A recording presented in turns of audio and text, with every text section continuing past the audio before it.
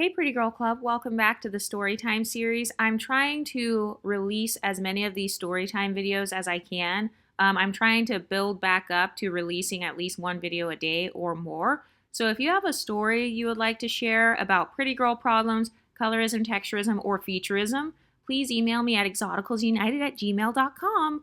But this one I just got in my email is really interesting. So she calls it Storytime, the obsession with skin darkening of exoticals. Have you ever had somebody in the unambiguous community be obsessed with how dark you can get? I know that a lot of us light-skinned people have had people who try to measure our skin tone. You know, they try to find the darkest possible photo of you, or they'll find a picture that you darkened yourself, and then they will say, oh no, that's your shade. You know, you're not even that light-skinned. So let's get into the story. This girl says, I have a funny but interesting story time about shade matching at Ulta Beauty.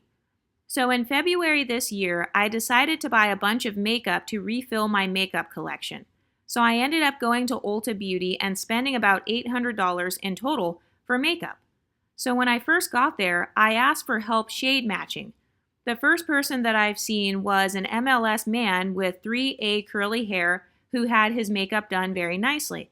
And when he shade matched me, he matched me so accurately with Fenty Beauty. So now I know that I am the shade 385 in Fenty Beauty. So I'm going to show some reference pictures. So for those of you who are new to the Exotical channel, we actually did a vote on what we are going to be considering light-skinned on this channel. And so the vote that we did, it was based on all the subscribers on here, based on all of our experiences. So you guys voted that Fenty shades 390 and above are considered light-skinned. Okay, so the photo I'm showing on the screen is a woman who is Fenty shade 390. You guys voted that that's the darkest shade of light skin. So this girl says that she is shade 385 in Fenty Beauty, so maybe a little lighter than like the girl you see on the screen. She says, so fast forward, I was looking around for more makeup and the MLS man had to go to the back to get help with other customers. So then I seen an unambiguous darker brown, but not exactly dark skinned, black woman, and because I could not find the MLS man that helped me previously with the shade match, I asked her to help me shade match, because I was looking to buy other foundations, not just one. So I picked up this foundation called Too Faced. So she grabbed a bunch of jars of the makeup Too Faced and she put the shade Maple on my skin. When I first seen it on my skin, I did think it looked darker than my skin, but I assume that's how some makeup can look on your skin when it hasn't settled. So I pointed out another color which was in the Too Faced foundation, and it was called Honey, and it looked just like my Fenty shade. And she grabbed it quickly and was like, oh no, that's not your shade, that's way too light. Have you ever noticed that whenever you are lighter skinned, people love telling you that your makeup's too light. They love trying to convince you that you're not actually light-skinned or you're not as light-skinned as you think. And I've also noticed that usually it's a woman who's in competition with you who is trying to control your self-perception, because that's the only reason somebody would care about your skin complexion. The only people who truly care about your complexion are people who are comparing themselves to you, or they're people who want to control how you view yourself. So neither of those groups of women have your best interest at heart. But she said she grabbed it quickly and was like, oh no, that's not your shade. That's way too light. So I believed her and thought she had my best interest. She also made a strange comment about let's warm up your skin a bit and said maple is going to warm your skin up and you have a neutral undertone, so this should match you perfectly. Has anybody ever dealt with a makeup artist? Why is it that there's always a makeup artist that wants to quote unquote warm up your skin tone when you're light skinned? Do they say that with dark skinned black women? Oh, we need to warm up your skin tone. So basically your skin tone is not warm enough. It doesn't have enough red in it. It doesn't have enough orange in it. It doesn't have enough caramel shades. So we're going to just warm it up a little bit. But she says, so fast forward, I finally go home and I'm doing my makeup and I start applying the foundation Too Faced on my skin in the shade Maple. It does not match. I look like an orange Oompa Loompa clown with a deep summer tan. I live in the Midwest, so right now this is not my shade.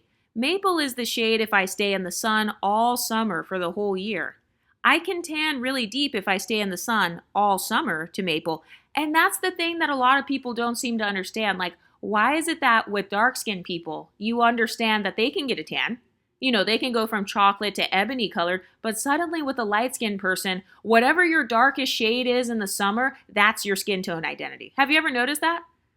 Whenever it's a light skinned person getting their foundation matched, it seems like the person at the counter, they will purposely try to get a shade that's a little bit too dark or it's like a little bit too orange. But I think part of it is because they're not your skin complexion. So, they can't relate. They can't relate to your skin tone. So that's why they cannot accurately match you. And this is also why I tell exoticals to learn how to do your own beauty routines. It's very important for us to have our own beauty hobbies as pretty women because women in the beauty industry, they love to sabotage a woman that's already naturally beautiful. They love to try to match you with these crazy ass foundation colors, crazy ass undertones, giving you these horrible hairstyles that don't look good.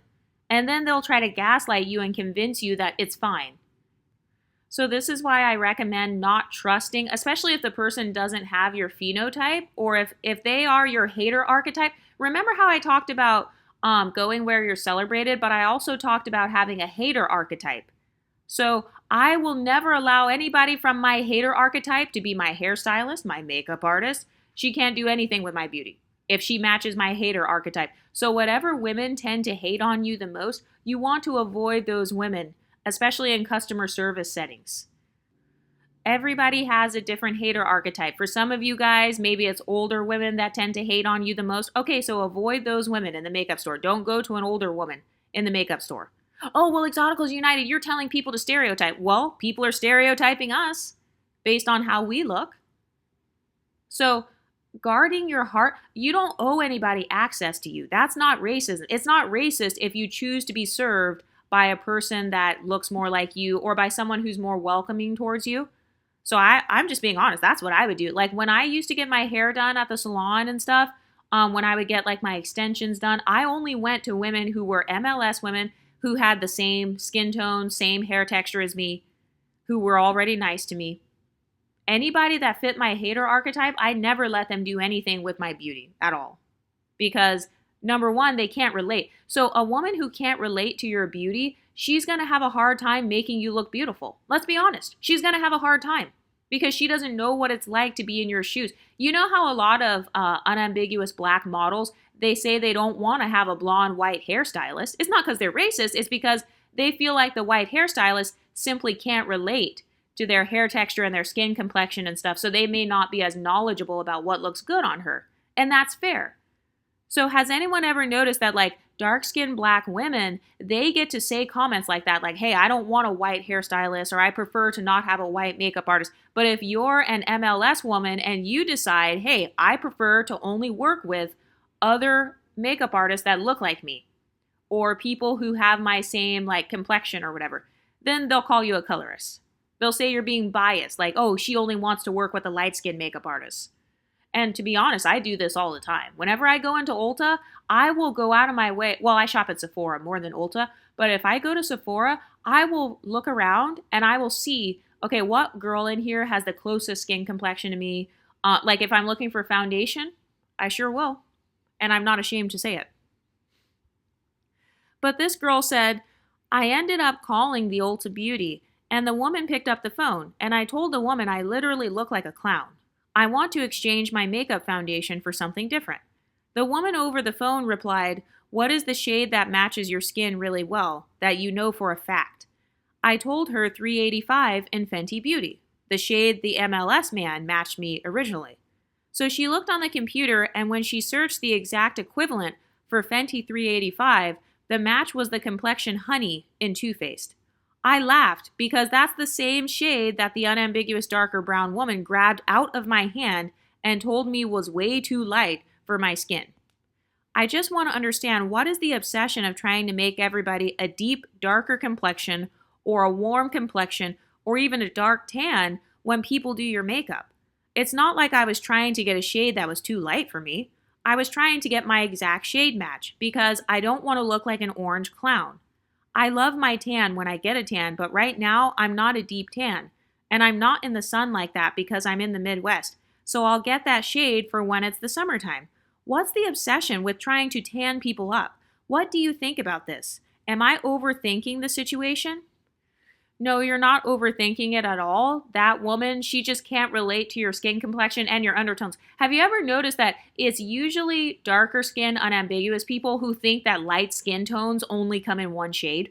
They feel like there's only one shade of light skin, white passing. It's white passing and high yellow. Anything else is like all the same.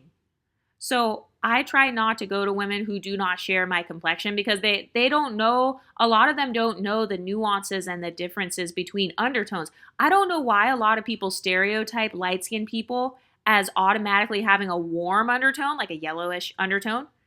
And I think part of it is because, you look yellow to them because they're dark skinned.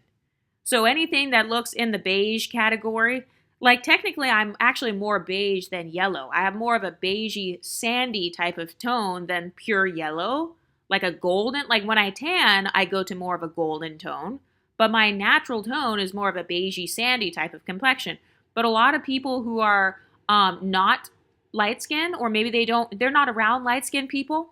That's another thing too, especially if they are super pro black and super pro dark skin. A lot of those types of women only hang out with other dark skinned black women. And that's fine. They can hang out with whoever they want, but it's like if you have no light skinned friends, no light skinned family members, you don't even like light skinned people, what makes me think that suddenly when I go into a makeup store, you're going to know how to match my skin tone? You're not even around my skin tone.